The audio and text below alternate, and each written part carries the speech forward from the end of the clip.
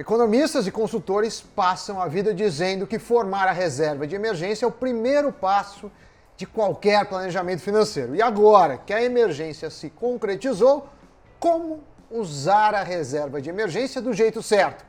É o que você vai ver hoje no Cafeína.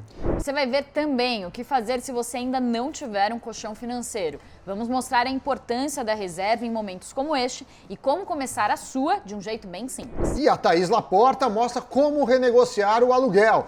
E nos pitacos, o vai e vem do petróleo, as tensões políticas no cenário nacional e os impactos na Bolsa. Sami, hoje é dia especial. É, o dia especial. Será? Mas será? É o dia mundial do café. Do Cafeína. Isso. E aí, por coincidência, talvez hoje, talvez quando o pessoal esteja assistindo, não sei, a gente já tenha batido 50 mil. Você acredita que é coincidência ou você acredita no cosmos, eu amo tanto astros? Café, Sami, que eu acho que não é uma coincidência. O café gosta da gente, a gente gosta do café. Vamos deixar a Priscila feliz e se inscreve no canal para termos os 50 mil. E Priscila, por que não se fantasiar de café? E eu tô sem meu café aqui que eu esqueci, mas eu vou pedir pra Amandinha colocar um cafezinho assim, ó. Um café virtual. Muito bem, roda a vinheta.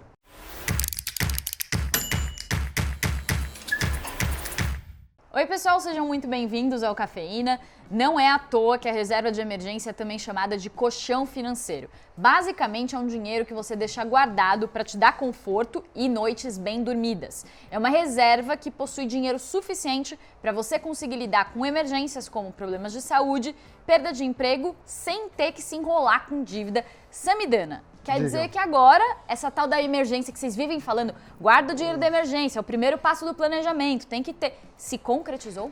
Para alguns mais fortemente do que outros, né? Depende se as pessoas estão recebendo salário ou não, os seus rendimentos, mas sem dúvida é uma situação de emergência, né? É um estado de calamidade, inclusive emergência do governo e emergência das pessoas. Nossos orçamentos também, infelizmente. Bom, então vamos às nossas artes. Olha aqui, que hoje a gente que preparou bonito, várias tem um artes porquinho aí. de boia. A intenção, Sami, é a gente mostrar para a pessoa que já tem reserva como usar, para a pessoa que ainda não tem reserva, o que ela tem que fazer para criar uma reserva e qual que é a importância de criar uma reserva nesse momento.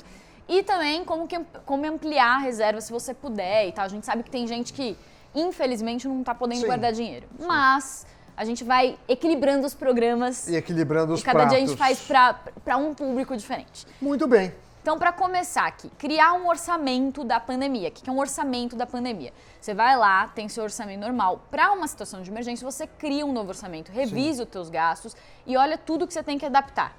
Quer falar um pitaco aí sobre isso? Não, é que essa questão de corte, né?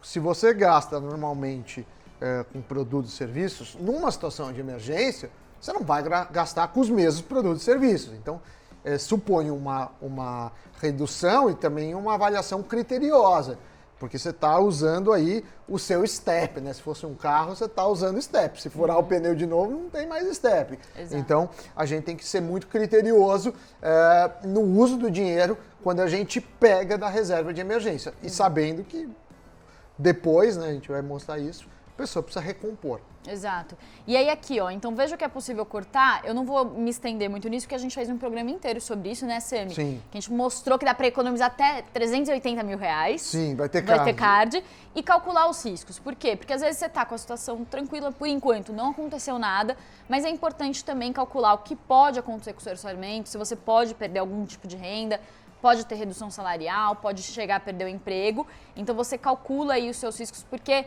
quem se previne está sempre um passo à frente, né? Exatamente. Se não precisar usar, deixa lá rendendo, né? Deixa investido. Vamos lá para o nosso segundo quadro. Então, calcule o valor que ela deve ter. Sam, explica pra gente. Então, o pessoal normalmente fala 3 a 6 meses dos gastos.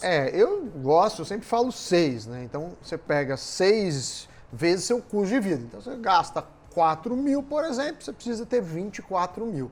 Em uma aplicação de baixo risco, que não oscile e de liquidez diária. Né? Então, essa é a ideia.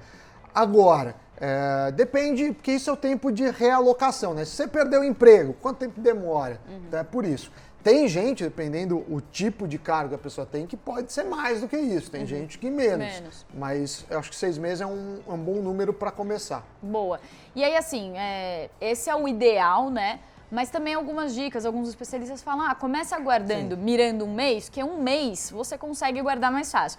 Pensar em 6 meses, às vezes você tem uma renda de R$4.000, vai guardar, você vai demorar talvez anos, se você guardar ali 10% da tua renda, para você conseguir chegar ali em 6 meses da tua renda. Que eu acho que é uma meta, né? Então você fala assim, eu preciso de R$24.000. Aí esse mês eu pus R$300. Até chegar a essa meta. Por quê? Porque é como se tivesse um balde de água. Quando encher esse balde, você vai pro próximo. Dobra a meta. Não, você vai pro próximo e vai para investimentos que aí tomam mais risco. Porque esse investimento tem risco. Baixo risco. Porque tem gente que fica falando aí, bota reserva de emergência em fundo imobiliário. Não faça isso. Isso é loucura. Você tem que botar em baixo risco, certo? Priscila, que você está indo. Que eu sei porque você falou isso. Eu falei isso porque mandaram no Twitter, né? Mas por que eu falei isso? Alfinetadas de Samidana. Não. Entendedores entenderão. Mas vamos continuar aqui no nosso fluxo de raciocínio. No nosso fluxo de caixa. Veja quais são os seus gastos críticos. Então, assim, guarda 6 meses dos seus gastos, mas para um momento de emergência, você não vai ficar gastando normalmente, comprando o que você bem entender. Então, vê qual que é o tamanho ali dos seus gastos críticos, aqueles que você não consegue sobreviver sem.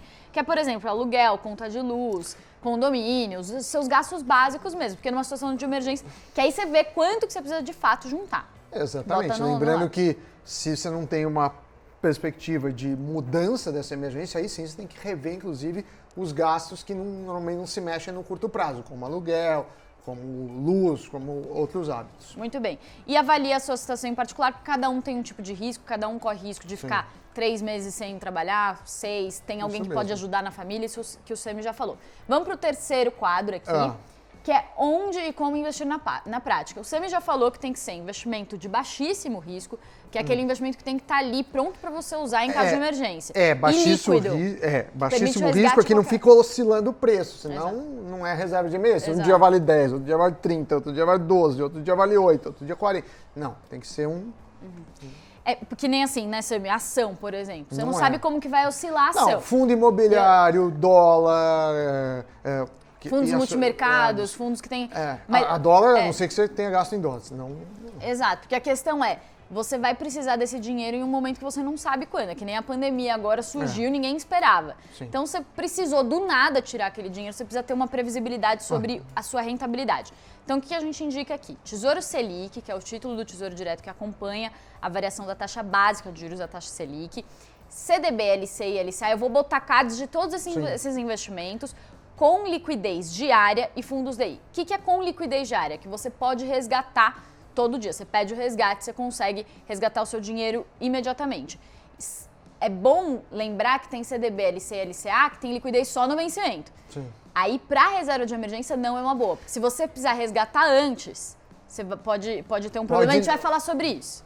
E aqui você tem que olhar sempre, né? Porque, por exemplo, CDB, fundos aí que tem que remunerar pelo menos a inflação. Porque lembra que CDB tem cara disso. Não é qualquer CDB que vai te dar remuneração acima da inflação. Exato. Tem muito banco grande que dá um CDB, inclusive que é pior que a poupança, fica abaixo da inflação, tem que ficar de olho, mas tem cara de tudo isso, tem conteúdo disso. Partiu, próxima tela. E aí, no meio dessa tela e da outra, eu vou mostrar só pra galera. Vou ver se o pessoal consegue espelhar pra gente aqui. Olá. Ó, plataforma da Easy Invest.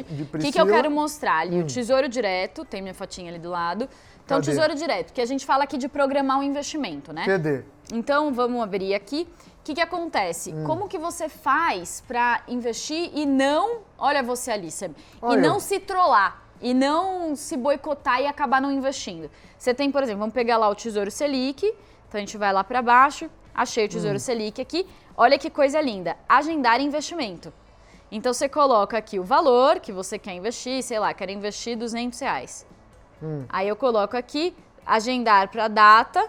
Aí eu consigo colocar a data que eu quero e esse botãozinho que é mágico, Samidana. Repetir compra mensalmente.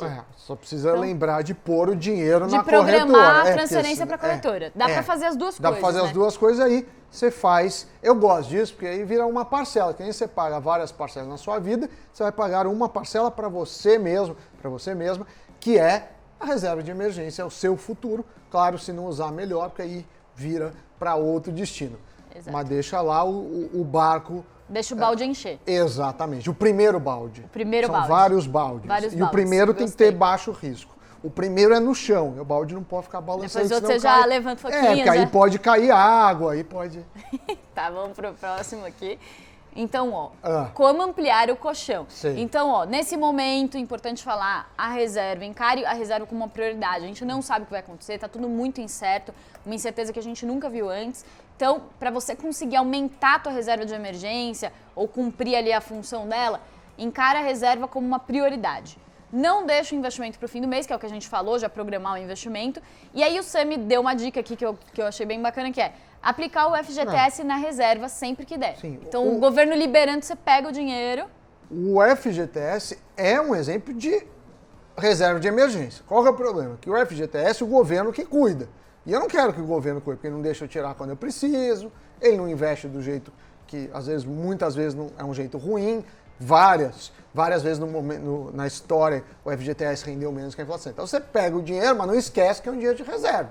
Então você não vai mexer nesse dinheiro. Boa. E vamos para nossa última tela, que aqui é para dar a resposta. Quem está com a reserva aplicada está precisando do dinheiro, como resgatar. Então, qual que é o investimento que você vai sacar primeiro? Sempre os investimentos de menor rentabilidade, que você não vai sacar o teu melhor investimento. Sim. Você tem ali uma cesta ali de ovos, o teu melhor ovo você vai sacar. Sim. Não, deixa ele ali bonitinho.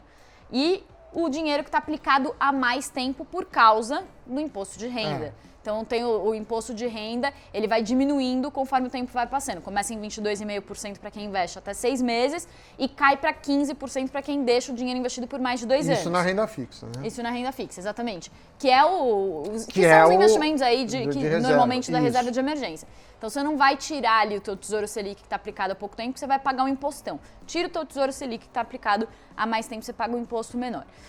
Cuidado com os investimentos sem liquidez diárias, que não permitem o resgate diário. E entenda o resgate antecipado e veja o melhor momento. Então essa questão aqui é importante, a gente vai colocar também em card de marcação a mercado, para vocês entenderem. Mas o que acontece? A gente indicou aqui investimentos que não correm esse risco de oscilação de preço. Sim. A gente colocou dicas de investimentos pós-fixados, que são atrelados ao DI, a taxa DI, que fica muito próxima à taxa Selic, ou à taxa Selic. Agora, Sami, tem outros investimentos que os preços oscilam, e aí você tem que olhar ali um bom momento para você conseguir resgatar. É difícil saber, né? Se a pessoa aplicou errado, né, aqui na reserva. Aqui é pós-fixado com liquidez diária, pagando acima da inflação. Esse é o objetivo, né? Pagar. Se der para ganhar mais de 100% de CDI, melhor. Tem que pagar a inflação. E é isso. Exato. Se a pessoa, sem querer, aplicou num pré-fixado, aí ela pode ter uma perda na hora de tirar. E aí ela não tem a reserva que ela achava que tinha, né? Exato. Muito bem, então tá aí. Tá Então, feito. 5 passos Muito de reserva bem, de emergência. feito isso, lá vem ela, Thaís Laporta, editora do nosso site, que é o investnews.com.br, que está na missão também de te ajudar durante essa crise. É a matéria que ela destaca hoje que fala como renegociar o aluguel. Priscila, então, Thaís Laporta, seja sempre bem-vinda aqui ao Cafeína. Bom dia, Pri, bom dia, Sami. O pessoal de baixa renda não vai precisar pagar a conta de luz na quarentena. E quem tem financiamento do imóvel ou do carro pode adiar a prestação, como a gente já mostrou aqui. Mas quem mora de aluguel e ficou sem dinheiro pode enfrentar um problema maior. Uma matéria da Caterine Rivas mostra a dor de cabeça que os inquilinos tiveram para negociar um desconto com o dono do imóvel. A plataforma de locação Quinto Andar, por exemplo, recebeu uma enxurrada de reclamações. O fato é que não tem uma lei que obrigue as imobiliárias ou os proprietários a negociar o aluguel. Então, o que vale é o bom senso entre as duas partes.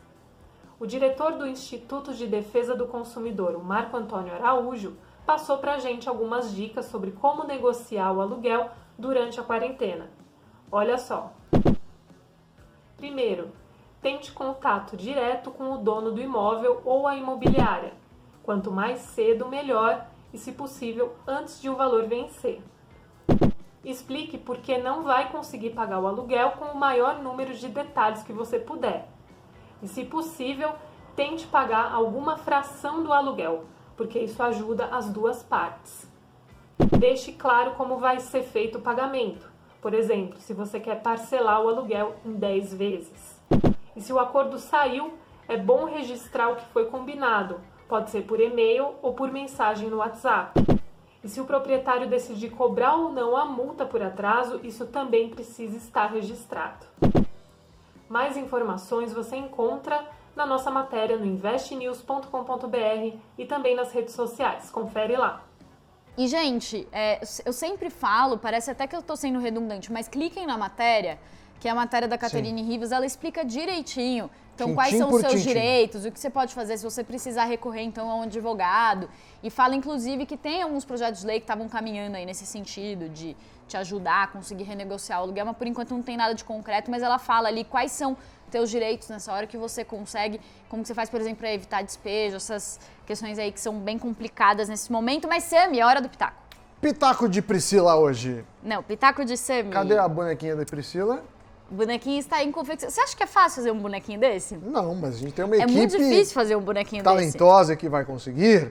Ô, Sami, mas ó, vamos dividir então esse pitaco, vamos dividir. Se você quiser. Quantos tem hoje? Eu já vou iniciar aqui o nosso... Quantos pitacos teremos Tem hoje? Dois, muito bem. Que é esse e o da Bolsa. Mas esse aqui, ó, vamos lá. Então, uma pesquisa do Instituto Locomotiva que aponta que 51% das pessoas perderam renda, já perderam algum tipo de renda, já que estão bloqueando gastos, estão contingenciando gastos. Aí eles levantaram que 2 em cada 3 profissionais acreditam que os empregos serão muito prejudicados no Brasil, ainda que 73% das pessoas defendam o isolamento social como uma forma de frear o avanço da doença. Então, a pesquisa foi realizada entre 3 e 5 de abril e entrevistou por telefone cerca de 1.000 pessoas em 72 cidades do país. Samidana, ó, já usei, deixa eu ver, do seu tempo, 40 segundos. Então, todo mundo sabe que vai afetar a economia. Eu acho que essa questão, claro, é interessante a pesquisa para a gente saber o tamanho que as pessoas estão achando, mas ninguém achava que a quarentena ia gerar mais emprego. Né? Ninguém achava, né? Por isso que a gente está fazendo quarentena. Mas como eu falei, a gente tem que pensar nas duas curvas. Na curva da saúde, que está indo bem, pelo menos até agora, no país. Eu estou fazendo um modelo, em breve novidades. Eu diria que vou explicar por que os modelos estão superestimando as mortes. O meu não está. Aguardo ansiosamente. E também o da economia. A questão é quando voltar, se essas pessoas vão voltar a ter emprego. Eu imagino que sim, a gente está fazendo esforços, né, gente, o governo, o país, para tentar manter os empregos. Né? Você vai ter 2, 3 meses de dificuldade, o que já é péssimo, mas depois tende a melhorar. Diz que na China 25% do comércio não verdade, voltou não depois. Voltou, Então, dos restaurantes, na verdade, dos não é de todo né? o comércio, não dos todo restaurantes. Muito bem, agora o pitaco de Priscila. Então, vamos para a Bolsa. Bolsa. Eu não, agora você. Samidana, vamos lá. Então, Bolsa subindo, né? A Bolsa fechou segunda-feira com 1,49% de alta e não foi um dia fácil não, Priscila. Abril chegou a ficar no negativo, depois virou. Tem uma confusão que eu vou pedir para você explicar no negócio do petróleo, que um falou que ia cortar 10, depois ele disse, o Trump falou, não é 10, é 20, a Arábia Saudita falou que é 20, depois mudaram o preço, virou uma confusão enorme, mas no fim deu tudo certo, o minério de ferro também subiu, ações da Vale puxando bem a Bolsa. E sempre que tem 3 dias, né, a gente teve feriado de distanciamento, dá medo do que vai acontecer. Mas explique o petróleo, por gentileza, Priscila.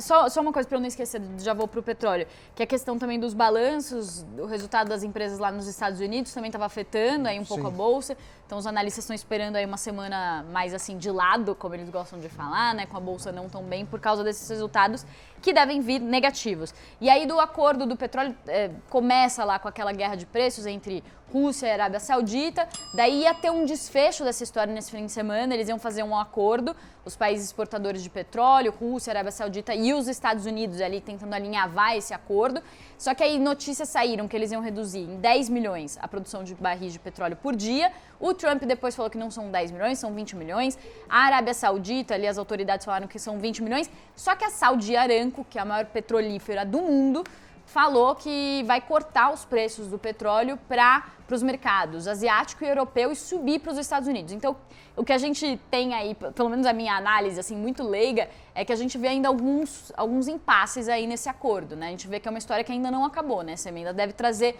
bastante volatilidade para a Bolsa. Que é a ideia de cortar, né? Porque você tem pouca demanda, se você não corta a produção, vai ficar um excesso. Metade da população mundial confinada, né? Sim. Segundo estimativas, então É que o cai muito confinamento não é consumo de total, combustível, né? tudo. Qualquer hora a gente vai mostrar, tem um negócio do Google que chama Google Mobility, que ele mostra como cada país, até cada estado está se comportando. Mas é isso aí, espero que você esteja nos assistindo, se estiver em quarentena, se não estiver também nos assistindo, cada um, né, tem uma profissão, tem profissões que tem que sair. Não, a gente está aqui porque é veículo de mídia, a gente já explicou de 30 pessoas caindo para 4, mas eu e a Pri que fazemos ao vivo, a gente acha que é importante essa dinâmica, até para passar para vocês com mais qualidade. Priscila, mais algum recado que você tem? É isso por hoje, Samidana. Eu vou tomar um cafezinho agora. Café para comemorar o dia do café e quem Adoro. sabe, cafeína e, mais importante, o Invest News BR com 50 mil inscritos. Na torcida. Tchau, tchau. Tchau, tchau, gente.